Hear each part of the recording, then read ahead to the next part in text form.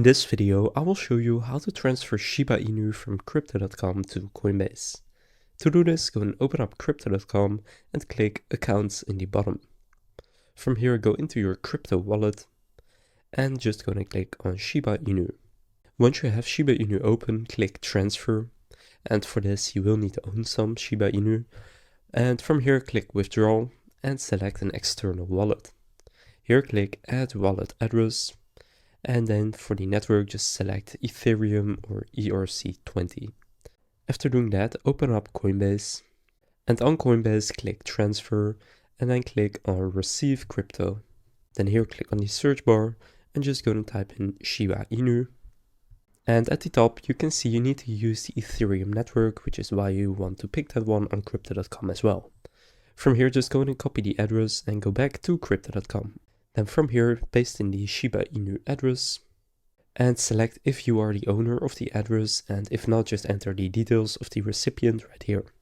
Now for the wallet type, click on Select Wallet Type and here just select Coinbase and then click Done.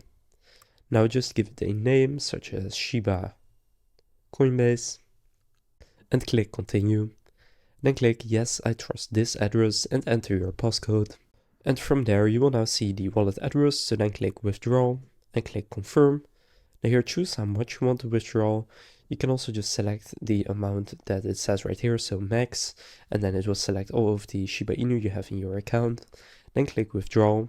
Now you can see the minimum right now is 2 million Shiba Inu, which right now is about 40 euros.